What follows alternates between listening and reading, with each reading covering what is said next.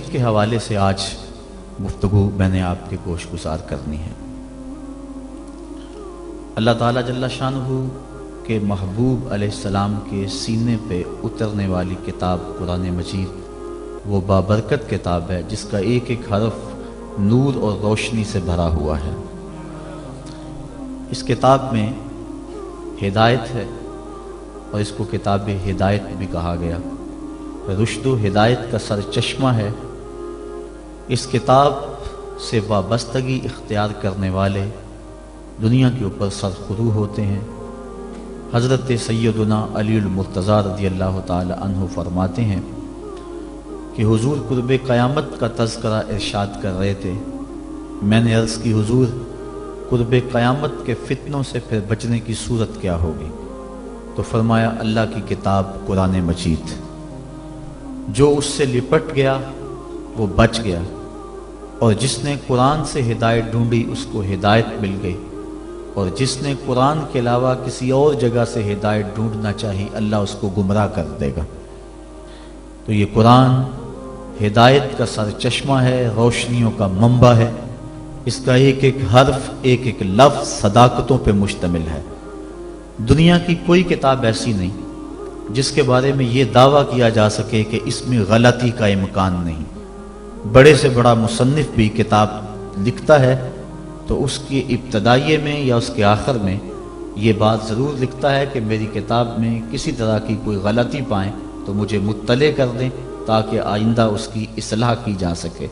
لیکن قرآن وہ ہے کہ کھولو تو پہلی بات یہ ملے گی، ذالک الکتاب لا ریب فیہ، کوئی غلطی ہے تو بتاؤ، اس میں غلطی نام کی گنجائش تک نہیں۔ یہ صرف دعویٰ قرآن کا ہے، اور قرآن کے علاوہ کسی کتاب کے بارے میں آپ کو یہ دعویٰ نہیں ملے گا۔ حضرت امام شافعی رحمۃ اللہ تعالی علیہ نے ایک کتاب لکھی اور ایک شاگرد کو کہا کہ اس کو میرے سامنے پڑھو۔ جب اس نے پڑھا تو آپ اس کی کئی غلطیوں پر متنبہ ہوئے کہ اس لفظ کی بجائے یہ لفظ ہوتا تو کیا خوب تھا، اس حرف کی بجائے یہ حرف ہوتا تو کیا اچھا تھا۔ تغیر و تبدل کرتے رہے۔ اگلے دن فرمایا پھر پڑھو، اس نے پھر پڑھا، پھر نئی غلطیوں پر متنبہ ہوئے۔ اس طرح 70 مرتبہ وہ کتاب آپ کے سامنے پڑھی گئی، 70 مرتبہ اس کی غلطیوں پر مطلع ہوئے۔ پھر اس کے بعد فرمایا دا ہو، چھوڑ دو، شافی کی کتاب اس قابل نہیں ہے کہ اس میں غلطی کی گنجائش نہ رہے۔ یہ اعزاز صرف اللہ کی کتاب قرآن مجید کو حاصل ہے کہ اس میں غلطی کی گنجائش اور غلطی کا امکان موجود نہیں ہے۔ یہ صرف کتاب اللہ ہے قرآن مجید کہ جس میں غلطی کا امکان تک نہیں ہے۔ اور دنیا کے بڑے بڑے دانشور، دنیا کے بڑے بڑے ادیب، شاعر، ان کو بطور تحدی یہ کہا گیا اگر اس کتاب میں تم شک پاتے ہو جو ہم نے اپنے بندہ خاص پہ نازل کی تو اس کی مثل ایک صورت ہی لا کے دکھاؤ۔ تو پھر آج تک کوئی نہیں لا سکا، ممکن ہی نہیں ہے۔ ممکن ہوتا تو کوئی ضرور محنت کرتا۔ الاتقان فی علوم القرآن کے اندر امام سیوطی لکھتے ہیں اگر قرآن کی مثل لایا جانا ممکن ہوتا تو بدر اور احد کی لڑائیاں نہ ہوتی۔ سیدھی سی بات تھی کہ قرآن کی مثل لے آتے، لیکن قرآن کی مثل ممکن ہی نہیں۔ اگر کوئی نظم جوڑنے کی کوشش بھی کرے تو وہ بے تکے لفظ ہوں گے۔ قرآن کی معنویت اور قرآن کی عظمت کو کوئی چھو بھی نہیں سکتا۔ جس طرح کہ پچھلے دنوں کے اندر ڈاکٹر شروش نے الفرقان الحق کے نام سے 7 سال کی محنت سے ایک کتاب تیار کر کے دعویٰ کیا کہ میں نے قرآن کے مقابلے میں یہ کتاب لوگوں کو پیش کی ہے۔ یہودی لابی اس کتاب کے فروغ کے لیے کروڑوں ڈالر صرف کر رہی ہے۔ انٹرنیٹ پہ وہ کتاب آپ کو دستیاب ہوگی۔ میں نے بھی اس کی پہلی سورت جس کا نام اسے رکھا ہے سورۃ البسم اللہ، اس کو دیکھا ہے تو مجھے متنبی یاد آ گیا۔ متنبی نے بھی کسی دور میں کوشش کی تھی قرآن کا مقابلہ کرنے کی، اور قرآن مجید کی ایک بڑی معروف صورت ہے القاریہ مل قاریہ وما ادراک مل قاریہ، کھڑکھڑانے والی، کانوں کے پردوں کو چیر دینے والی وہ گونج اور وہ گرج اور وہ آواز، انسان سراپا حیرت ہے۔ پھر کہا مل قاریہ، وہ کڑک کیا ہے؟ انسان پھر بھی سر جھکائے ہوئے، سمجھ، ہوش، خرد، فہم و ادراک سے بالا ہے۔ پھر کہا وما ادراک مل قاریہ، اپنے علم پہ ناز کرنے والے انسان تجھے کیا پتا کہ وہ قاریہ کیا ہے؟ یہ ہے قرآن کا اسلوب۔ اب متنبی نے بھی کوشش کی، اب وہ کہتا ہے الفیل مل فیل وما ادراک مل فیل، اور کہتا ہے میں قرآن کا مقابل لے آیا۔ فیل عربی میں ہاتھی کو کہتے ہیں۔ اب القاریہ ایک چیز رکھی گئی، کھڑکھڑانے والی، کانوں کے پردے کو چیر دینے والی۔ اب نہ اس کو کسی نے سنا، نہ اس کا کوئی تصور دماغ میں لا سکتا ہے، انسان حیرت میں ڈوب گیا۔ پھر دوسرا سوال اس کے اوپر وارد ہوتا ہے، مل قاریہ، حیرت ختم نہیں ہوتی۔ پھر کہا وما ادراک مل قاریہ، اور پھر بتایا اس نے انسان پتنگوں کی طرح زمین پہ بکھرے ہوئے پڑے ہوں گے، کوئی کسی کا کوئی پرسان حال نہیں ہوگا، اللہ تعالیٰ پورے قہر و جلال میں ہوگا، اور اللہ تعالیٰ پوچھے گا این المتکبرون، تکبر کرنے والے کہاں ہیں؟ تو اس وقت کوئی سر نہیں اٹھا سکے گا۔ پھر اللہ فرمائے گا این الملوک، بادشاہ کہاں ہیں؟ تو کوئی سر نہیں اٹھائے گا۔ پھر کہے گا انا المالک، میں بادشاہ ہوں، تکبر مجھے زیبا ہے۔ تو وہ اس دن کا نقشہ کھینچا گیا ہے۔ تو القاریہ، مل قاریہ، وما ادراک مل قاریہ، یہ سوال در سوال ہوتا چلا جا رہا ہے۔ اب ذرا متنبی کی بے تکی بات دیکھی، الفیل، فیل عربی میں ہاتھی کو کہتے ہیں۔ جب کہہ دیا الفیل بات ختم ہوگی۔ پھر کہتا ہے مل فیل، ہاتھی کیا ہے؟ فیل کہنے سے بات سمجھ میں آ گئی کہ ہاتھی ہے۔ پھر کہتا ہے مل فیل، سوال بنتا ہی نہیں۔ لیکن پھر اس کے بعد کہتا ہے وما ادراک مل فیل، تم کیا جانو کہ ہاتھی کیا ہے؟ بچہ جانتا ہے کہ ہاتھی کیا ہے۔ لفظ تو جوڑنے بیٹھ گیا، لیکن معنویت کہاں سے لائے؟ تو کہا قرآن کی مثل تم لانے کی استطاعت ہی نہیں رکھتے ہو، تیرے سامنے یوں دبے لچے فصحا عرب کے بڑے بڑے، کوئی جانے کے منہ میں زبان نہیں، نہیں جسم میں جان نہیں۔ 7 مہینے تک کعبے کی دیوار سے سورہ کوثر لٹکی رہی تھی، اور عرب کے بڑے بڑے شاعر اور ادیب اور قصیدہ نگار قرآن کی مثل لانے سے قاصر رہے۔ اور پھر ایک نے آگے اپنی طرف سے یہ جملے لکھا تھا انا اعطینک الکوثر فصل لربک وانحر ان شانئک ھو الابتر۔ اس نے آگے لکھا ما ھذا کلام البشر، یہ کسی بشر کا کلام نہیں، ورنہ اس کا مقابلہ ہم ضرور لاتے۔ دور دراز سے ایک شاعر آیا، اس نے دیکھا، اشش کر اٹھا، لیکن جب اس چوتھے جملے پہ آیا تو حیران ہو گیا۔ اس نے چوتھے جملے پہ لکیر کھینچی اور آگے لکھا ولیکن ھذا کلام البشر، یہ پہلے 3 کسی بشر کے نہیں، چوتھا کسی بشر کا ہی ہے۔ یہ قرآن کا اعجاز ہے کہ قرآن کی مثل کا لایا جانا ممکن نہیں ہے۔ قرآن کی اخبار و اخبار غیبیہ، قرآن نے جو کہا اس کی صداقتیں حرف بحرف ثابت ہو رہی ہیں۔ بلکہ اس دور میں اللہ تعالیٰ نے قرآن مجید میں ارشاد فرمایا تحویل قبلہ کے متعلق، سیقول السفہاء من الناس ما ولاہم عن قبلتہم التی کانوا علیہا، ان قریب بے وقوف کہیں گے کہ تمہیں قبلے سے کس نے پھیر دیا۔ یہ قرآن نے خبر دی، اور یہ اعتراض یہودیوں نے اٹھانا تھا۔ اب قرآن نے کہا ان قریب بے وقوف کہیں گے کہ تمہیں قبلے سے کس نے پھیر دیا۔ پہلے بیت المقدس کی طرف منہ کر کے نماز پڑھتے تھے، اب کعبۃ اللہ کی طرف منہ کر کے نماز پڑھتے ہو، تو کس نے پھیرا؟ کیوں تم مجھ سے پھر گئے؟ یہ اعتراض کریں گے۔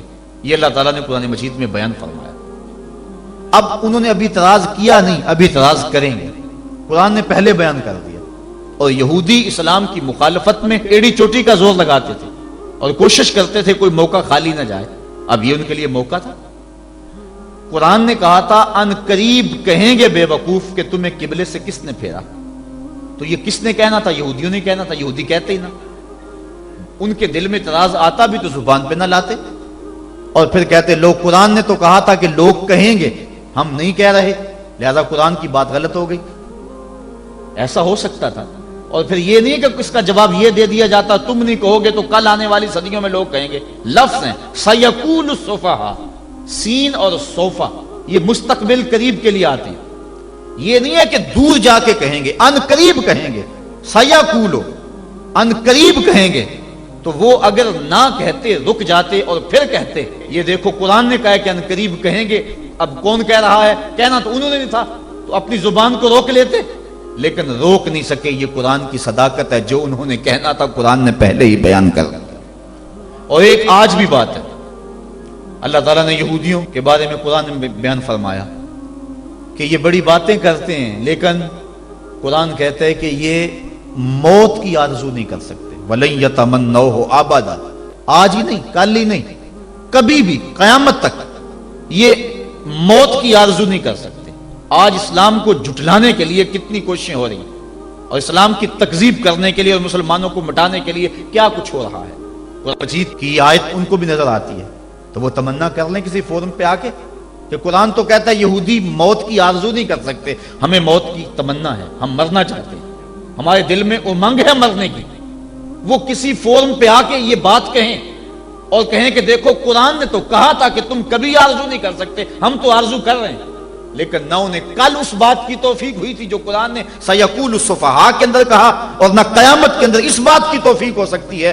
یہ قرآن کی صداقت ہے، قرآن کی صداقتوں کا منہ بولتا ہوا ثبوت ہے کہ قیامت تک قرآن کی صداقتوں کا سورج چمکتا رہے گا، اور اس سورج کو کوئی بھی گدلا نہیں سکتا، دھندلا نہیں سکتا، اس کی روشنی کو کوئی مات نہیں کر سکتا۔ یہ اللہ کی وہ سچی کتاب ہے، اللہ کی وہ پاکیزہ اور مطہر کتاب ہے جو حجت بھی ہے اور ضابطہ اخلاق بھی ہے اور ضابطہ حیات بھی ہے۔ دنیا کے اوپر جتنی بھی کتابیں نازل ہوئی ہیں وہ ضابطے تو ہیں لیکن حجت نہیں ہے، لیکن ہمارے نبی ہمارے آقا و مولا صلی اللہ علیہ وسلم کے اوپر جو کتاب نازل ہوئی ہے یہ حجت بھی ہے، دلیل بھی ہے۔ حضور کا سب سے بڑا معجزہ جو حضور کو عطا کیا گیا وہ قرآن مجید ہے۔ ایک ضابطہ ذہن میں رکھ لیں پھر بات آگے چلے۔ ہر نبی کو جو معجزہ عطا کیا جاتا رہا ہے، عادت باری تعالیٰ اس طرح رہی ہے کہ اس دور کے مطابق عطا کیا جاتا رہا ہے۔ مثال کے طور پہ حضرت داؤد علیہ السلام کے دور میں لوہے کی صنعت عروج پہ تھی، لوگ لوہے کا کام کرتے تھے، زرہیں بناتے تھے، لوہے کو گرم کر کے نرم کر کے ڈال کے کوئی شکل دیتے۔ تو اس دور میں اللہ کے نبی کو جو معجزہ دیا گیا اسی قبیل کا دیا گیا کہ وہ لوہے کو ہاتھ میں لیتے، موم کی طرح نرم ہو جاتا، لوگوں کو تو گرم کر کے نرم کرنا پڑتا، اللہ کا نبی یوں ہی اس کو نرم فرما لیتا۔ تو یہ چیز بطور معجزہ عطا کر دی گئی۔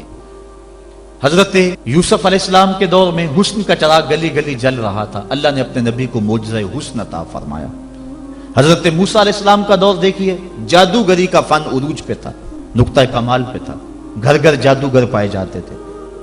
اللہ کے نبی کو جو معجزہ دیا گیا وہ کرشماتی عصا تھا، جو کبھی چھوٹا ہو جاتا ہے، کبھی بڑا ہو جاتا ہے، کبھی پتے جھاڑتے ہیں، کبھی بکریاں ہانکتے ہیں، کبھی ضرورت ہوتی ہے تو اس پہ ٹیک لگا کے کھڑے ہو جاتے ہیں، اور جب احتیاج ہوتی ہے تو وہی سانپ بن جاتا ہے، اژدہا بن جاتا ہے، اور منوں ٹنوں کے حساب سے پھینکی ہوئی رسیوں کو نگل لیتا ہے۔ جب سمٹتا ہے تو عصا کا عصا نہ قد بڑھتا ہے، نہ وزن بڑھتا ہے، نہ حجم بڑھتا ہے۔ تو چونکہ جادوگری کا دور تھا، جو معجزہ دیا گیا وہ جادوگروں کے فخر کو توڑتا دکھائی دے رہا ہے۔ حضرت صالح علیہ السلام کے دور میں لوگ پتھر سے چیزیں بنانے کے عادی تھے، لیکن اللہ نے جو نبی کو معجزہ دیا وہ پتھر سے زندہ اونٹنی نکال کے دکھا دی۔ حضرت عیسیٰ علیہ السلام کا دور دیکھ لیجئے، یہ طب کے عروج کا دور ہے، طب یونانی نے درجہ کمال حاصل کر لیا، ہر مرض کی تدبیر، تشخیص، علاج، معالجہ دریافت کر لیا گیا تھا، لیکن 3 امراض کا ان کے پاس علاج نہیں تھا۔ مادرزاد اندھے کی آنکھوں میں روشنی نہیں بھر سکتے تھے، کوڑی کے جسم کو شفا نہیں دے سکتے تھے، تیسرا ان کے پاس موت کا علاج نہیں تھا۔ اللہ نے اپنے نبی حضرت عیسیٰ علیہ السلام کے ہاتھوں میں یہ تینوں علاج رکھ دیے۔ وہ مادرزاد اندھے کی آنکھوں پہ ہاتھ رکھتے ہیں، اس میں روشنی آ جاتی ہے، کوڑی کے جسم کو ہاتھ پھیرتے ہیں، اس کو شفا مل جاتی ہے، اور مردے کو ٹھوکر مارتے ہیں، وہ اٹھ کے باتیں کرنے لگ جاتا ہے۔ ہر نبی کو جو معجزہ دیا گیا اس دور کے مطابق دیا گیا۔ اور جب میرے اور آپ کے آقا و مولا آئے، یہ زبان و بیان کا دور تھا، گھر گھر شاعر اور ادیب تھے، لوگوں کو اپنی زبان پہ، بیان پہ ناز تھا۔ جو سب سے بڑا معجزہ جو حضور کو دیا گیا وہ معجزہ قرآن دیا گیا، اور پھر اس کی حفاظت اللہ نے اپنے ذمہ کرم پہ لی۔ باقی کتابیں بھی تو اللہ کی تھی، لیکن ان کی حفاظت اللہ نے اپنے ذمہ کرم پہ نہیں لی، اس لیے کہ ان کتابوں کے بعد نئی کتاب نے آنا تھا۔ اگر ان میں تحریف راپ آ جاتی ہے، ان میں کمی بیشی ہو جاتی ہے، تو نئی کتاب آ کے اس خلا کو پورا کر دے گی۔ اس لیے حضور علیہ الصلوۃ والسلام کے سینے پہ اترنے والی کتاب قرآن مجید کی حفاظت اس نے اپنے ذمہ کرم پہ لی کہ اس کے بعد کوئی کتاب نہیں آئے گی، لہٰذا اس کے احکام غیر متبدل ہوں گے۔ کتاب زندہ قرآن حکیم، حکمت او لا یزالست قدیم، اس کی حفاظت اپنے ذمے لے لی۔ قیامت تک آنے والی نسلوں کے دکھوں کا مداوع اس ایک کتاب قرآن مجید کے اندر رکھ دیا، اور اس کتاب سے وابستہ ہونے والا، اس سے روشنی اور نور لینے والا محروم نہیں رہ سکتا ہے۔ یہ قرآن اللہ کا پیغام ہے جو امت کے نام مصطفیٰ کی وساطت سے دیا گیا ہے۔ اللہ تعالیٰ گفتگو فرماتا ہے لوگوں سے کلام مجید کے پردے میں، بلکہ حضور نے ارشاد فرمایا تم میں سے اگر کسی کا اللہ سے باتیں کرنے کو جی چاہے تو وہ قرآن کھول کے بیٹھ جائے۔ قرآن اللہ سے ہم کلام ہونا ہے، اللہ سے سرگوشیاں کرنا ہے، اللہ سے باتیں کرنا ہے، کاش ہم قرآن مجید کے مفہوم کو اور قرآن مجید کے معانی و مطالب کو سمجھ کے اس کو پڑھنے کی کوشش کریں۔ آج اس امت کا المیہ یہی ہے کہ اس نے قرآن مجید کو چھوڑ دیا ہوا ہے۔ ہم نے بطور رسم قرآن مجید کو اپنایا ہے، رسم کے طور پہ پڑھتے ہیں، لیکن اس کو جس مقصد کے لیے نازل کیا گیا تھا وہ مقصد ہمیں حاصل نہیں ہے۔ میں آپ سے ایک سادہ سا سوال کرنا چاہوں گا۔ آپ کا بچہ انگلش میڈیم سکول میں پڑھتا ہو، آپ 2 4 5 10 ماہ کے بعد اس کا اختبار کریں، امتحان لیں اس کا، وہ انگلش فر بولتا ہو، لہجہ بھی ٹھیک ہو، سپیلنگ بھی اسے آتے ہو، لیکن آپ دیکھیں کہ اس کو معنی و مطالب سے آگہی نہیں ہے، تو آپ پوچھیں کہ بیٹا اس کا ترجمہ کیا، تو وہ کہے کہ ٹرانسلیشن تو کرائی نہیں جاتی وہاں، تو آپ ایسے سکول میں اپنے بچے کو پڑھانا گوارا کریں گے جہاں لفظ سکھائے جاتے ہو، مفہوم نہ بتایا جاتا ہو، جہاں الفاظ تو پڑھائے جاتے ہو، ریڈنگ تو کروائی جاتی ہو، لیکن ٹرانسلیشن نہ کروائی جاتی ہو؟ آپ کہیں گے خاک پڑا، لفظ فر بولتا ہے، معنی و مطالب نہیں جانتا۔ لیکن افسوس ہم قرآن مجید کی تلاوت پہ ہی مطمئن ہو جاتے ہیں، اس کی ریڈنگ کو ہی کافی سمجھ لیتے ہیں، اور اس کے مفہوم کیا ہیں، مطالب کیا ہیں، مالک کا پیغام ہمارے نام کیا ہے، ہم اس کو سمجھنے کی زحمت گوارا نہیں کرتے۔ اور بسا اوقات ہوتا ہے کہ قاری قرآن تلاوت کر رہا ہے اور سننے والے جھوم رہے ہیں، سبحان اللہ پکار رہے ہیں، اور وہ ان آیات پر مشتمل تلاوت کر رہا ہے جن میں عذابوں کا تذکرہ موجود ہے۔ استغفر اللہ کہنے کا موقع تھا، لیکن ہمیں پتہ ہی نہیں ہے کہ کہا کیا جا رہا۔ ہمارے نام جو اللہ کا پیغام ہے، ہم نے اس کو سمجھنے کی کوشش ہی نہیں کی۔ اور یہ بات ذہن میں رکھیں، جتنا یقین، جتنا اذعان اور جتنی پختگی قرآن کے دامن میں آپ کو کہیں سے نہیں مل سکتی۔ قرآن کا ایک ایک لفظ صداقت پہ مشتمل ہے۔ ہم اپنے بزرگوں کے جب حالات پڑھتے ہیں، انہوں نے قرآن کے حوالے سے جس انداز کے ساتھ محبتوں کا اظہار کیا ہے، انسان ششدر رہ جاتا ہے۔ حضرت جنید بغدادی اپنے مرید کو ایک صندوق دیا، کہا بیٹا جاؤ اس کو دریائے دجلہ کی موجوں کے سپرد کراؤ، اور سنو اس کو کھول کر کے نہیں دیکھنا کہ اس کے اندر کیا ہے۔ کامل مرید وہی ہوتا ہے جو اپنے شیخ کے راز کی حفاظت کرے۔ حضرت جنید بغدادی رضی اللہ تعالیٰ عنہ کے اس مرید نے اس صندوق کو سر پہ اٹھایا اور دریائے دجلہ کے کنارے پہ پہنچا، اور جو ہی اس نے دریائے دجلہ میں وہ صندوق پھینکا تو کیا منظر دیکھا کہ پانی پھٹ گیا، اس نے راہیں کشادہ کر دی اور صندوق کو اپنی آغوش میں لے لیا۔ بڑا حیران ہوا، واپس پلٹا اور اپنے شیخ کی خدمت میں حاضر ہو کے عرض کی حضور اگر یہ منظر میری آنکھیں نہ دیکھتی تو میں کبھی سوال نہ کرتا، مجھے بتایا جائے اس صندوق میں کیا تھا جس کے لیے پانی نے بھی راہیں چھوڑ دی، اور اگر وہ چیز اتنی ہی مقدس اور بابرکت تھی تو پھر آپ نے اس کو پھینکوا کیوں دیا ہے؟ یہ مہمہ بن گیا میرے لیے، جب تک آپ بتائیں گے نہیں مجھے قرار نہیں آئے گا۔ فرمایا بیٹا ہاں تم نے اپنی آنکھوں سے منظر ہی ایسا دیکھا ہے، جب تک میں اس سے پردہ نہ اٹھاؤں تمہارا اضطراب دور نہیں ہوگا۔ کہا سنو، میں نے 12 سال کی محنت شاقہ سے تصوف کے رموز و غوامض اور اسرار پر ایک کتاب لکھی تھی، اور پھر 12 سال میں اس کی نوک پلک سنوارتا رہا کہ اس کا کوئی جملہ شریعت کے مزاج سے ہٹ کر نہ لکھا گیا ہو، اور پھر 12 سال میں سوچتا رہا اس کتاب کو لوگوں تک پہنچاؤں کہ نہ پہنچاؤں۔ آج 36 سال بیت گئے ہیں، میں نے سوچا ہے قرآن کے ہوتے ہوئے لوگوں کو جنید کی کسی کتاب کی ضرورت نہیں ہے۔ یہ وہ کتاب تھی جو میری 36 سال کی کمائی تھی، میں نے دریا برد کر دی ہے کہ قرآن کے ہوتے ہوئے لوگوں کو جنید کی کسی کتاب کی ضرورت نہیں ہے۔ اتنی کافی ہے، اتنی وافی ہے، شفا دیتی ہے، روشنی بانٹتی ہے، نور دیتی ہے، ایک ایک حرف صداقتوں پہ مشتمل ہے۔ اس کے ہوتے ہوئے اللہ اکبر، قرآن بھی کہہ رہا ہے فَبِأَيِّ حَدِيثٍ بَعْدَهُ يُؤْمِنُونَ، قرآن کے بعد اب کس کا انتظار کر رہے ہو؟ اور آقا کریم صلی اللہ علیہ وآلہ وسلم نے بھی ارشاد فرمایا انی تارکن فیکم الثقلین کتاب اللہ حبل ممدود من السماء الی الارض وسنت نبیہ، میں تمہارے اندر 2 چیزیں چھوڑے جا رہا ہوں، مضبوطی سے تھام لو، کبھی گمراہ نہیں ہوگے، ایک اللہ کی کتاب اور ایک نبی کی سنت۔ کتاب دین کی تھیوری ہے اور سنت اسلام کا پریکٹیکل ہے۔ اگر کسی نے تھیوری دیکھنی ہے تو قرآن کو دیکھ لے، اگر پریکٹیکل دیکھنا ہے تو نبی کی زندگی کو دیکھ لے۔ حضرت ام المومنین حضرت عائشہ صدیقہ رضی اللہ تعالی عنہا فرماتی ہیں کان خلقہ القرآن، قرآن حضور کے اخلاق کا ہی نام تھا، حضور کے خلق کو دیکھنا ہو تو قرآن کو دیکھ لو، قرآن کا عملی ثبوت دیکھنا ہو تو مصطفیٰ جان رحمت کو دیکھ لو۔ تو قرآن ہماری ضروریات کی کفالت کرتا ہے۔ کاش کہ ہم اس کو اس نظر سے دیکھیں جس نظر سے دیکھنے کا تقاضا اس قرآن کا ہے۔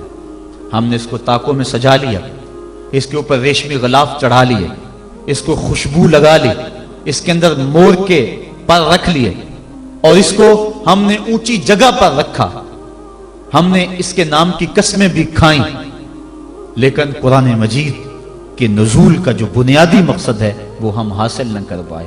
اس بات کا انکار نہیں ہے کہ قرآن مجید کی تلاوت کر کے مرنے والوں کی روح کو اصال ثواب کیا جائے تو ان کی قبر میں نور اترتا ہے، اس کے شواہد موجود ہیں، اس بات کا بھی انکار نہیں۔ قرآن مجید کے الفاظ دم کر کے کسی کو پانی پلائیں تو اس کی بیماریاں صاف ہوتی، اس کا بھی انکار نہیں کیا جا سکتا کہ قرآن مجید کے نور کے مقابلے میں کوئی ناری مخلوق، کوئی جن بھوت، کوئی ایسی چیز نہیں ٹھہر سکتی۔ اس بات کا انکار بھی نہیں کہ اپنے گھر میں، اپنی دکان پہ، اپنے مکان پہ، اپنی فیکٹری میں قرآن مجید کی تلاوت کرو، وہاں برکت ہوگی، رزق میں فراوانی ہوگی، فرشتوں کی قطاریں لگ جائیں گی، رحمت کا نزول ہوگا، اس کا بھی انکار نہیں ہے۔ لیکن بات یہ ہے قرآن مجید کے نزول کا یہ بنیادی مقصد نہیں ہے۔ قرآن مجید نازل اس لیے نہیں ہوا۔ علامہ اقبال نے بڑی خوبصورت اور ستھری تنقید کی ہے، وہ کہتے ہیں بندے صوفی و ملا اسیری حیات از حکمت قرآن گیری با آیاتش ترا کار جزی نیست یا یاسین او آساں بمیری۔ وہ کہتے ہیں تو صوفی اور خشک ملا کے ایسے پھندے میں پھنسا کہ تو نے قرآن سے زندگی تلاش نہیں کی، تجھے قرآن کی آیتوں سے صرف اتنا ہی کام ہے، جب مرتے ہوئے تیرے بوڑھے کی روح اٹک جائے تو تو سورہ یاسین پڑھ کے اس کی روح کو آسانی سے نکالنے کے لیے قرآن کو ہاتھ میں لیتا ہے۔ اقبال کہتا ہے اس بات کا انکار نہیں کہ سورہ یاسین سے روح آسانی سے نکلتی ہے، لیکن نقطہ نظر یہ ہے اقبال کا کہ تو نے قرآن سے ڈھونڈا تو موت کو ہی ڈھونڈا، قرآن سے بھی تلاش کیا تو مرنے کو ہی تلاش کیا۔ جس قرآن سے تو نے مرنے کو تلاش کر لیا، کاش اس قرآن سے تو جینا بھی سیکھ لیا ہوتا۔ جس قرآن سے تو نے مرنے کی سہولت ڈھونڈ لی، اس سے جینے کا سلیقہ بھی سیکھ لیا ہوتا، اس سے جینے کی سہولت بھی سیکھ لی ہوتی۔ ہم نے قرآن سے بھی جو ہے وہ موت کو ہی تلاش کرنا چاہا۔ آؤ قرآن کے دامن میں جو روشنیاں ہیں، قرآن کے دامن میں جو زندگیاں ہیں، قرآن کے حرف حرف کے اندر جو حیات کے اصول رکھے گئے ہیں، جینے کے جو ڈھب اور طریقے سکھائے گئے ہیں، ان سے ہم روشنی اور نور حاصل کر کے اپنی زندگی کو سنوار لیں۔ قرب قیامت کے فتنوں کا تذکرہ کرتے حضور نے ارشاد فرمایا لا یبقى من القرآن الا رسمہ ولا یبقى من الاسلام الا اسمہ مساجدہم عامرۃ وہی خراب من الہدی۔ ایک وقت آئے گا کہ اسلام صرف نام کا رہ جائے گا، قرآن صرف رسم کے طور پہ پڑھا جائے گا، اور مسجدیں زیب و زینت کے لحاظ سے تو آباد ہوں گی لیکن ہدایت کے نور سے خالی ہوں گی۔ کیا آج وہ وقت آ نہیں گیا کہ ہم قرآن کو صرف رسم کے طور پہ پڑھ رہے ہیں؟ قرآن مجید کے مفاہیم و مطالب سے ہمیں آگہی ہی نہیں ہے، اس پر عمل کرنے کی ہماری کوششیں ہی نہیں ہیں، ہم اپنی زندگی، اپنے معاشرتی نظام کو قرآن کے مطابق ڈھالنے کی کوشش میں لگتے ہی نہیں ہیں۔ کاش کہ یہ معاشرہ قرآنی معاشرہ ہو جائے، پھر زندگی کے سارے دکھ ختم ہو جائے اور زندگی میں بہاریں آ جائیں۔ یہ زندگی کے سارے دکھ، یہ زندگی کی ساری مصیبتیں اس لیے ہیں کہ ہم قرآن سے ہٹے ہوئے ہیں۔ قرآن کے دامن سے لپٹ جائیں، زندگی میں رونق آ جائے، زندگی میں بہاریں آ جائیں، ہر سمت محبتوں کے پھول کھل اٹھے اور نفرتوں کے کانٹے خود بخود ہی ختم ہو جائے اگر ہم قرآن پہ آ جائیں تو۔ لیکن ہم نے قرآن کو بطور رسم اپنایا، لا یبقى من القرآن الا رسمہ، قرآن کو رسم کے طور پہ ہم پڑھ رہے ہیں، ورنہ یہ قرآن تو مردہ دلوں میں زندگی کی روح پھونکنے والا ہے۔ وہ جو قتل کرنے کے منصوبے تیار کر کے گھر سے نکلتے ہیں اور ہاتھ میں تلوار لیتے ہیں، آج بانی اسلام کا کلا کما کر دیں گے۔ سورہ طٰہٰ کی ابھی چند آیتیں ان کے کانوں میں پڑتی ہیں تو ان کے سارے پروگرام بدل کے رہ جاتے ہیں۔ جو بانی اسلام کے چراغ کو گل کرنے کے عزم لے کر گھر سے نکلتے ہیں، گلے میں پٹکا ڈالا ہوا ہے اور اپنے بہنوئی کے ہاتھ میں دیا ہے، کہا مجرم بنا کے حضور کی خدمت میں پیش کر دو۔ یہ قرآن کی تاثیر تھی، اور پھر قرآن ان کے اوپر ایسا اترا کہ پھر ان کی زبان سے قرآن کا جو نغمہ پھوٹا، لوگوں کی تقریر پلٹتا چلا گیا۔ حضرت عمر فاروق کا دور ہمایوں ہے، مسجد نبوی میں عورتیں بھی نماز پڑھتی ہیں، مرد بھی نماز پڑھتے ہیں۔ مرور زمانہ اور فتنے کے اندیشے سے حضرت عمر فاروق کے دور میں عورتوں کو مسجد میں باجماعت نماز پڑھنے آنے سے منع کیا گیا تھا، ورنہ پہلے مردوں کی صفیں، پھر بچوں کی، پھر خنسا، اور پھر اس کے بعد عورتوں کی صفیں ہوا کرتی تھی۔ حضرت عمر فاروق کے دور میں جو ہے وہ کچھ دور گزرنے کے بعد اس کی ممانعت ہوئی۔ آپ کا دور ہمایوں میں مسجد میں عورتیں بھی نمازیں پڑھنے آتی ہیں اور مرد بھی۔ ایک عورت اللہ نے اس کو شکل و صورت سے نواز رکھا ہے، وہ نماز پڑھنے آتی ہے، ایک نوجوان رستہ روک کے کھڑا ہو جاتا ہے، 2 4 5 مرتبہ اس نے اس کی مزاحمت کے انداز کو دیکھا، ایک دن رک کر پوچھا تجھے کیا مسئلہ ہے؟ اس نے اپنے قلب کی خواہش کا اظہار کیا کہ میں تیرا متوالا ہوں، چاہنے والا ہوں، تیری ایک ایک ادا پہ 100 جان سے قربان ہونے کے لیے تیار کھڑا ہوں۔ اس نے کہا میری ایک شرط پوری کر دے، میں تیری ہر خواہش، تیری ہر بات مانوں گی۔ اس نے کہا جلدی کہو، میں تمہارے لیے آسمان سے تارے بھی توڑ لاؤں گا۔ اس نے کہا میری کوئی لمبی خواہش نہیں ہے، ایک ہی میری آرزو ہے، 40 دن تک عمر فاروق رضی اللہ تعالیٰ عنہ کے پیچھے نمازیں پڑھ لو، اس کے بعد جو کہو گے میں ماننے کے لیے تیار ہوں۔ تو اس نے کہا یہ کون سی مشکل شرط رکھ دی، یہ تو بڑا آسان ہے، اگر اس سے تو مل جاتی ہے تو میرے لیے 40 دنوں کی نمازیں کہہ رہی ہے، میں تو 40 سال بھی گزارنے کو تیار تھا۔ خیر 40 دن مسلسل نمازیں چلتی رہیں۔ جب 40ویں دن کی آخری نماز پڑھ کے وہ نوجوان واپس جا رہا ہے، اسی جگہ پہ عورت حسب وعدہ کھڑی ہے، یہ نظر جھکا کے گزرنے لگا۔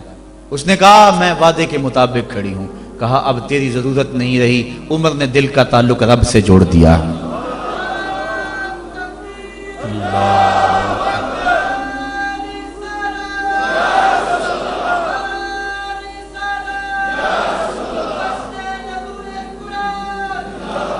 اگر ہم 40 سال ہمارے پیچھے لوگ نمازیں پڑھتے رہیں اور ان میں تبدیلی نہ آئے تو پھر ہمیں سوچنا چاہیے نا، مجھے سوچنا چاہیے کہ 40 سال ہو گئے ایک بندہ میرے پیچھے نماز پڑھا رہا، اس میں تبدیلی نہیں آ رہی، 40 دن نماز پڑھی، قرآن دل سے نکلا اور زبان کے ذریعے سے دل میں پیوست ہو گیا، دل کی دنیا بدل گئی۔ کاش کہ وہ لوگ دوبارہ منصہ شہود پہ آ جائیں اور وہ لوگ دوبارہ مصلوں کی زینت بن جائیں، جن کے لبوں سے قرآن جب نکلتا ہے تو فرشتے بھی آفرین آفرین کرتے ہیں، اور قرآن دلوں پہ اثر کرتا ہے اور دلوں کے زنگ اترتے ہیں اور روحوں کو قرار ملتا ہے۔ آج امت کے لیے ابتلا اور آزمائش کے مرحلے طویل سے طویل تر ہوتے چلے جا رہے ہیں، اس کا ایک سبب یہ ہے کہ جو امت کے رہنما ہیں وہ درد کی دولت سے خالی ہیں۔ واعظ قوم کی وہ پختہ خیالی نہ رہی، برق طبعی نہ رہی، شعلہ میں کالی نہ رہی، رہ گئی رسم آذاں روح بلالی نہ رہی، فلسفہ رہ گیا تلقین غزالی نہ رہی، مسجد مرثیہ خواہیں کہ نمازی نہ رہے، یعنی صاحب اوصاف وہ حجازی نہ رہے۔ آج ہمارے اندر کچھ نہیں رہا، دم خم ہی نہیں رہا، ورنہ اس امت کا بکھرا ہوا شرازہ آج بھی متحد ہو سکتا تھا۔ آج پوری امت جس طرح دھکے کھا رہی ہے، کس کے سامنے نہیں ہے حالات۔ کبھی ہمارا کردار لوگوں کو زندگی کی راہیں دکھایا کرتا تھا، آج ہمیں دیکھ کے لوگ دین سے بدزن ہوتے چلے جا رہے ہیں۔ حضرت نبی رحمت صلی اللہ علیہ وآلہ وسلم کی سیرت میں مشتمل ایک کتاب لکھی گئی ہے عرب کا چاند، اور اس کا رائٹر ہے سوامی لکشمن پرشاد، انڈیا کا رہنے والا ہے۔ اس نے حضور کی سیرت پر 200-250 صفحات پر مشتمل کتاب لکھی، بچپن میں میری نظر سے بھی گزری، بڑے ذوق سے اس کو پڑھا تھا۔ سوامی لکشمن پرشاد سے انٹرویو کیا گیا کہ تو نے حضور کی سیرت پہ کتاب لکھی ہے، اتنا بڑا کام کیا، تو کلمہ پڑھ کے حضور کا غلام کیوں نہیں بن جاتا؟ جس انداز سے تو نے محبت کے موتی بکھیرے ہیں اور الفتوں کے پھول اس کتاب میں تو نے اگائے ہیں، تو کیوں نہیں کلمہ پڑھ کے حضور کا غلام بن جاتا؟ تو لالو کا جواب سنیے، ہماری آنکھیں کھول دینے کے لیے کافی ہے، اور اتنا زناٹے دار تماچا ہے، اگر ہم محسوس کریں تو صدیوں اس کی کسک نہ جائے، اگر نہ محسوس کریں تو وہ ایک گاڑی کے پیچھے لکھا تھا عقل نہ ہو تو موجیں ہی موجاں، لیکن اگر سمجھنے کی بات ہو تو اتنی بڑی تنبیہ ہے کہ پاؤں کے نیچے سے زمین نکل جاتی ہے، اور ہمیں اپنے وجود سے شرم آتی ہے، ہمارے جسم کا ایک ایک رواں پسینے سے شرابور ہو جاتا ہے۔ سوامی لکشمن پرشاد نے جواب دیا، کہا جب میں حضور کی سیرت لکھنے بیٹھا، بڑی بڑی امہات کتب سیر کو پڑھا، اور اس کے نتیجے میں نے یہ کتاب تیار کی ہے۔ حضور کی سیرت کے روشن گوشے اور حضور کی زندگی کے درخشاں باب جب میں نے دیکھے تو یہ جذبہ میرے دل میں انگڑائیاں لینے لگا کہ میں دیر کیوں کرتا ہوں، حضور کا غلام کیوں نہیں بن جاتا۔ لیکن جب میں مسلمانوں کے کردار کو دیکھتا ہوں تو میں کہتا ہوں میں ہندو ہی ٹھیک ہوں۔ ہمارا کردار لوگوں کے ایمان کے راستے میں رکاوٹ بنا ہوا ہے۔ جب امریکہ کے خلاف نعرے لگ رہے تھے، ان نعرے لگانے والوں میں میں بھی شامل تھا، لیکن ایک بات میں نے کہی تھی، میں نے کہا آج ہم دنیا کی اس طاقت کے ساتھ ٹکر دینے کی بات تو کرتے ہیں، لیکن ہم نے کبھی اپنے کردار کو جھانک کر کے بھی دیکھا؟ جس بستی، جس شہر اور جس ملک کی حالت یہ ہے کہ واٹر کولر کے اوپر لگے ہوئے جو گلاس ہیں وہ بھی زنجیروں سے باندھے ہوئے ہوں، وہ قوم امریکہ جیسی قوم سے ٹکر نہیں کر سکتی ہے۔ مسجدوں کی لیٹرینوں کے گندے لوٹے بھی سنگلیوں سے باندھنے پڑے۔ جس قوم کا یہ کردار ہے، کیا وہ قوم پنپ سکتی ہے، جہان میں نشو و نما پا سکتی ہے؟ ہم تو اس قدر گراوٹ کا شکار ہیں، ہم اس قدر گرے ہوئے ہیں کہ ہماری لیٹرینوں کے گندے لوٹے وہ بھی باندھ کے رکھنے پڑتے ہیں، ورنہ ہم اتنے چور ہیں کہ وہ بھی اٹھا کے لے جائیں۔ تو جس قوم کا یہ حال ہو، وہ قوم کیا دنیا کی طاقتور قوموں کی آنکھوں میں آنکھیں ڈال کے بات کر سکتی ہے؟ آج ہمارا المیہ یہی ہے، ہمارے پاس سب کچھ ہے، لیکن ہمارے پاس وہ ایمان کی حرارت نہیں رہی، وہ دیانت نہیں رہی، وہ روشنی اور وہ نور نہیں رہا، وہ ہمارے پاس وہ اجالے نہیں رہے۔ قرآن نے ہمیں جو زندگی گزارنے کا ڈھب دیا ہے، ہمارے پاس وہ ڈھب نہیں رہا۔ ہماری زندہ لاشیں لوگوں کے ایمان کے رستے میں رکاوٹ بنی ہوئی ہیں، ورنہ ہم اپنے صدر اسلام میں دیکھتے ہیں اور بعد کی کہانیاں پڑھتے ہیں تو دنگ رہ جاتے ہیں۔ امام محمد کا جنازہ اٹھتا ہے تو ایک یہودی آگے بڑھ کے جنازے کی چارپائی کو کندھا دینے کی خواہش کرتے ہوئے آگے بڑھتا ہے، اور جو ہی کندھا امام محمد کے جنازے کی چارپائی پہ چھوتا ہے تو اس کے لبوں پہ کلمہ جاری ہو جاتا ہے۔ ہمارے بزرگوں کی لاشیں بھی دین دیا کرتی تھی، ان کی میتیں بھی لوگوں کو کلمہ دیا کرتی تھی، اور ہماری زندہ لاشیں لوگوں کو اسلام سے ہٹا رہی ہیں۔ میں نے اور آپ نے اپنے رویے کو دیکھنا ہے، اپنے عمل پہ غور کرنا ہے۔ علماء نے اپنے منصب کو دیکھنا ہے، جو صوفیاء اعظام ہیں، مشائخ ہیں، انہوں نے اپنے منصب کو دیکھنا ہے، اور جو عوام ہیں انہوں نے اپنے منصب کو دیکھنا ہے۔ تیرے صوفے ہیں فرنگی، تیرے کالی ہیں ایرانی، خون کے آنسو رلاتی ہے جوانوں کی تن آسانی، ہر کوئی مست مئے ذوق تن آسانی ہے۔ تم مسلمان ہو یہ انداز مسلمانی ہے، حیدری فقر ہے نئے دولت عثمانی ہے، تم کو اسلاف سے کیا نسبت روحانی ہے، وہ معزز تھے زمانے میں مسلمان ہو کر، تم خار ہوئے ہو تارک قرآن ہو کر۔ ہماری ذلت، ہماری پستی، ہماری زبوحالی کی وجہ یہ ہے کہ ہم نے قرآن سے ناطہ توڑ لیا ہے۔ آئیے قرآن سے ٹوٹا ہوا ناطہ دوبارہ جوڑیں اور صحیح معنوں میں مسلمان بن جائیں۔ جب صحیح معنوں میں مسلمان بن جائیں گے تو دنیا کی بڑی طاقتیں ہمارے سامنے خم ہو جائیں گی۔ ہم تو 313 ہو کے نہیں دبے تھے، اب تو دنیا کی ایک بہت بڑی قوت ہے اہل ایمان۔ تو آئیے ہم قرآن مجید سے اپنے رابطے کو مضبوط تر کریں اور قرآن مجید کی جو تعلیمات ہیں ان تعلیمات کو اپنے معاشرے میں نافذ کرنے کی کوشش کریں۔ دیکھیے ہمارا معاشرہ اس وقت جس بد امنی کا شکار ہے، اور جو مالی وسائل اس وقت ہمارے پاس موجود ہیں اور آسائشیں اللہ کی طرف سے اس وقت برس چکی ہیں ہمارے اوپر، اس کے باوجود ہر طرف بے یقینی، بے نوری اور عدم اطمینان۔ اس کی بنیادی وجہ چونکہ طمانیت دولت میں نہیں ہے، یہ بات ذہن میں رکھیں، طمانیت لمبی گاڑیوں میں نہیں ہے، سکون کی دولت خوبصورت عورت کے پہلو میں نہیں ہے۔ طمانیت تمہیں ملے گی تو اللہ کی یاد میں ملے گی، طمانیت ملے گی تو ذکر الہی میں ملے گی، طمانیت تمہیں ملے گی، سکون کی دولت ملے گی تو قرآن کے دامن سے ملے گی۔ آج اتنا کچھ ہونے کے باوجود بھی رسوائیاں ہمارا مقدر ہیں، ذلت ہمارا مقدر ہے، اور آج ہمارا وجود امت مسلمہ کے لیے ایک داغ کی حیثیت رکھتا ہے۔ یہ ایک ایسا دکھڑا ہے کہ میں کس انداز سے اس بات کو آپ کے سامنے رکھوں، یہ اندر کی کیفیت ہے۔ اللہ تعالیٰ اس امت کو کھویا ہوا وقار عطا کر دے اور ہم اس جگہ پہ آ جائیں جس جگہ سے ہٹ کے ہم چلے گئے ہیں۔ قرآن فہمی کا نور اگر ہمارے دل میں اترنے لگ جائے تو ہماری زندگی خود بخود سہل ہو جاتی ہے۔ میں کل دیکھ رہا تھا قرآن مجید نے زندگی گزارنے کے 2 ضابطے بیان کر دیے، وَتَوَاصَوْا بِالصَّبْرِ وَتَوَاصَوْا بِالْمَرْحَمَةِ، یعنی صبر اور مرحمت، یہ 2 چیزیں ہیں جو معاشرے کو سکون اور طمانینت دیتی ہیں۔ یعنی معاشرے میں دو طرح کے طبقے ہیں. ایک وہ طبقہ جو پریشانی، دکھ، اذیت، پسماندگی، بیماری، دکھ اور غم میں ہے، اور ایک وہ طبقہ جو خوشحالی، دولت مندی اور صحت، عافیت اور فراوانی میں ہے. اب دونوں کی ذمہ داریاں قرآن نے بیان کر دی. اگر ہم اس پہ آ جائیں اور قرآن کی اس تعلیم کو سامنے رکھ کے اپنے معاشرے کی راہیں درست کرنا شروع کر دیں تو ہمارا معاشرہ جنت بن جائے. جو بیمار ہے، پریشان حال ہے، دکھی ہے، اس کو قرآن تاکید کرتا ہے تو صبر کر. اور جو خوشحال ہیں، دولت مند ہیں، صحت عافیت سے مالا مال ہیں، ان کو قرآن تاکید کرتا ہے تم رحم کھاؤ. اور اگر مصیبت زدہ صبر کی کوشش شروع کر دے، اور جس کے پاس دولتوں کی، عافیتوں کی، صحت کی فراوانی ہے، وہ دوسروں کے دکھ بانٹنا شروع کر دے، تو آپ بتائیں کہ معاشرے کے اندر کتنا حسن پیدا ہو جائے.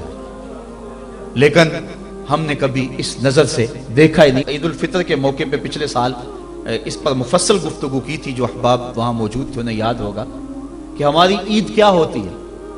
ایک طرف تو خوشیوں کے گہوارے ہیں اور دوسری طرف غم کے اندھیرے ہوتے ہیں اور ہم عید منا رہے ہوتے ہیں. ہماری عید جو ہے وہ غریبوں کو، پسماندہ لوگوں کو، پریشان، دکھی اور بیماروں کو، ان کو اپنی خوشیوں میں شامل کرنے کا نام حقیقی عید یہ ہے. اپنی خوشیوں کو خرید لینا اور اپنی خوشیوں کا متوالا ہو جانا یہ ایک مومن کا مزاج نہیں ہے. وہ دوسروں کو ساتھ لے کے چلتا ہے. عید کے دن کلیجہ پھٹتا ہے جب ایک طرف امیر کا بگڑا ہوا بچہ گولڈن سیب کا ایک کونا کاٹ کے دوسرا کتے کے آگے ڈال رہا ہوتا ہے، اور دوسری طرف بیوہ کا غریب بچہ چھابڑی لگا کے آلو چھولے بیچ رہا ہوتا ہے. بچوں کے جذبات تو ایک جیسے ہوتے ہیں، وہ ایک طرح سے سوچتے ہیں. ہر بچہ بچپن میں بادشاہ ہوتا ہے. اگر امیر کا بچہ کھیلنے کو چاند مانگتا ہے تو یہ آرزو غریب کے بچے کی بھی ہوتی ہے.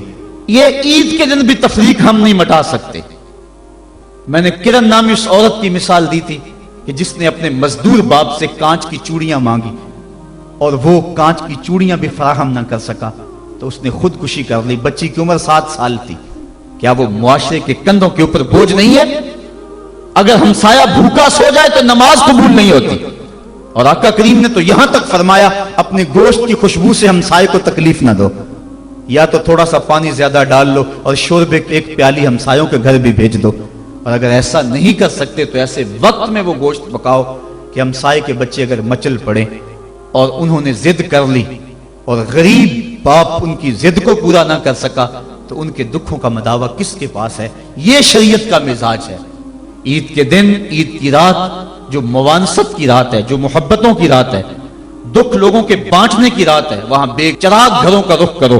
اور جن کے گھروں کے اندر سکون اور طمانینت نام کی کوئی چیز نہیں ہے، جن کے گھر کے اندر خوشی نام کی کسی چیز کا بسیرا نہیں ہے، عید کے دن وہ دکھی گھر ڈھونڈو اور محبتیں جا کے ان گھروں میں تقسیم کرو. اور عید کی خوشیوں میں اگر ان کو شامل کر لیتے ہو تو یہ قرآن کا مزاج ہے.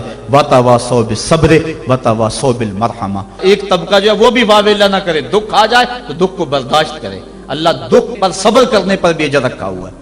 ایک خاتون حضور کی خدمت میں حاضر ہوئی. حضور مرگی کے دورے پڑتے ہیں تو میرے لیے دعا کرو کہ میں جب گرتی ہوں تو میرا سطر بھی کھل جاتا ہے. تو آقا کریم نے فرمایا اگر تو کہے تو میں دعا کر دوں اور اگر تو صبر کر تو تجھے اللہ جنت عطا فرمائے گا. اس نے عرض کی حضور مجھے جنت والا سودا قبول ہے، مجھے یہ مرگی کے دورے پڑتے رہیں لیکن صبر کروں گی جنت مجھے مل جائے. لیکن اتنا ہے کہ عورت ذات جب گرتی ہوں تو پردہ کھل جاتا ہے. یہ آرزو ہے کہ پردہ سطر نہ کھلے. فرمایا ہاں سطر نہیں کھلے گا لیکن مرگی کے دورے بدستور موجود رہیں گے. آقا کریم نے اس کو جنت کی بشارت دی. یہ تھے وہ لوگ جن کا اللہ پہ یقین تھا.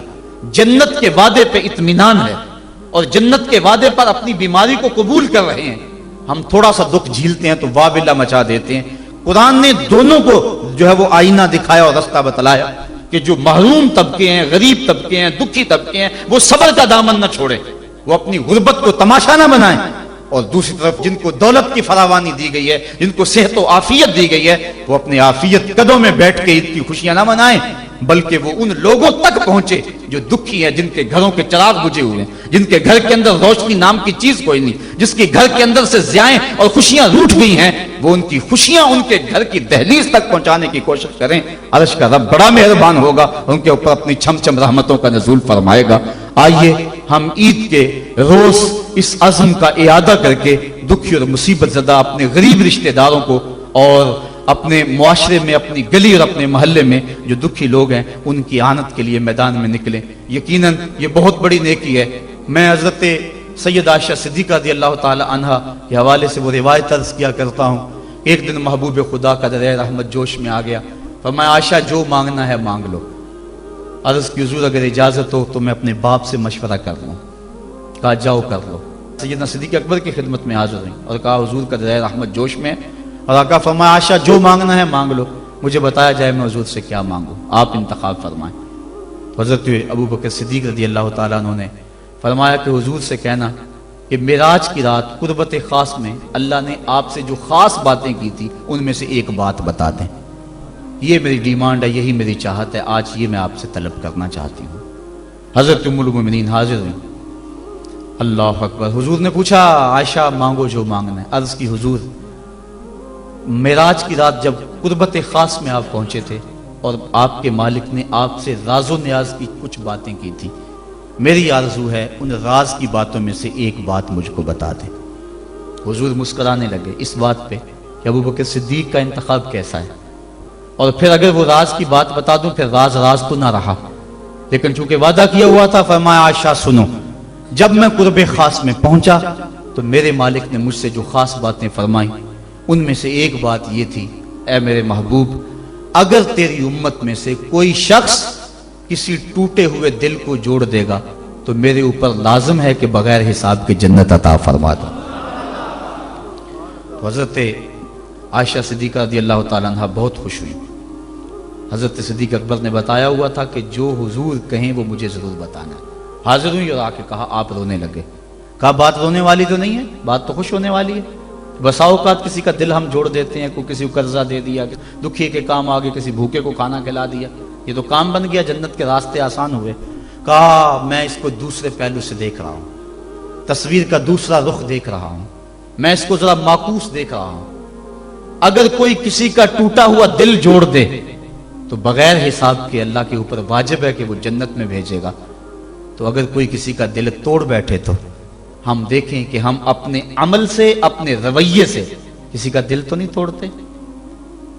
हम ईद की नुमाइश इस अंदाज से तो नहीं करते कि गरीब को उसका दुख ज्यादा लगने लग जाता है। वो किसी मुफक्किर ने कहा था ना कि आप अपनी आसाइश ना छोड़ें, नमाज छोड़ दें तो गरीबों के दुख खत्म हो जाएं। लेकिन हमने कभी इस नुक्ता नजर से नहीं सोचा। आइए हम मुआशरे की इस ऊंच नीच को खत्म करने के लिए अमली तौर पर कोशिश करें। ये एक अहम पैगाम था, मैं आप तक पहुंचाना चाहता था। इस पैगाम को ले लें, पल्ले बांध लें और इसको गली गली पहुंचाने की कोशिश करें और मुआशरे के दुख बांटें। यही बहुत बड़ी नेकी है। अल्लाह मुझे आपको तौफीक अमल अता फरमाए कि हम अल्लाह के बताए हुए दीन के मुताबिक और कुरान के बताए हुए रास्ते के मुताबिक जिंदगी गुजारें। ते ना मैं जोगी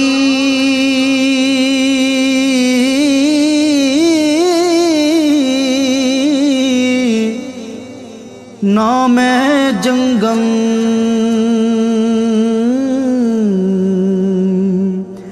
ते ना मैं चिल्ला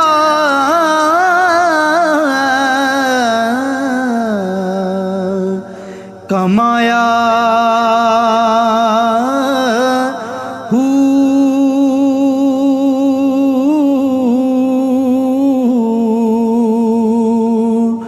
ना मैं भज मसीती वड़िया, ना तस्बा